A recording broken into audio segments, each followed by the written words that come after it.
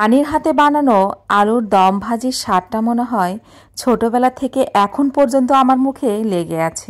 আসসালামু আলাইকুম। নানি পৃথিবীতে নাই, তবে নানির হাতের এই আলুর দম ভাজির স্বাদটা মনে হয় এখনও আমি চোখ বন্ধ করলে নানির কথা মনে পড়ে। নানির হাতে বানানো এই আলুর দম ভাজির স্বাদ যে এত মজা ছিল কি আর বলবো।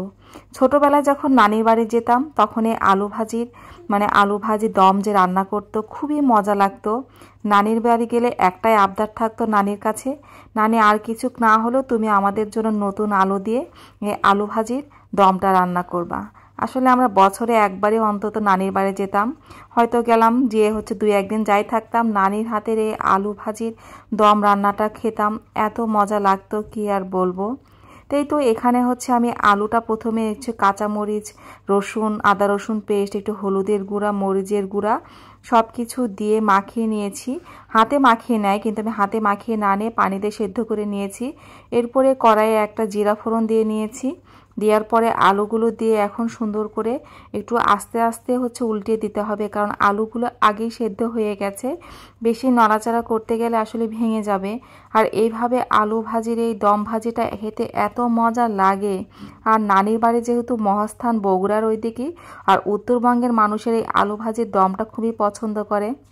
আর আগেকার মানুষ তো এই আলুর যখন দাম কমতো বা আলু যখন চাষ করতো তারা ভাতের পরিবর্তে এই আলু ভাজিগুলোই খেত। নানির বাড়ি যখন যেতাম তখন আসলে সবার কাছে গল্প শুনতাম যে আসলে তারা এই আলু ভাজি সুন্দর করে আলুর দমগুলো ভেজে ভাতের পরিবর্তে তারা এগুলোই খেত।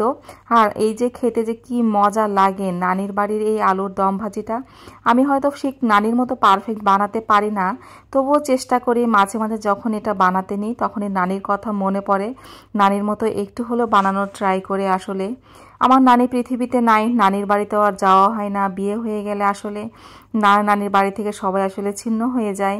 সবাই আমার নানির জন্য দোয়া করবেন, আল্লাহ নানিকে যদি জান্নাতবাসী করুক। আসলে অনেক দিন পরে নানির বাড়ির কথা মনে পড়লো না, যখনই আসলে বিশেষ করে আমি আলু ভাজতে নিলে নানির কথা বেশি মনে পড়ে, কারণ নানি এত মজা করে বানাতো। আমরা 3 বোন যখন একসাথে নানির বাড়ি যেতাম, আমাদের 3 বোনের আবদার একটাই ছিল আলুর দম ভাজিটা।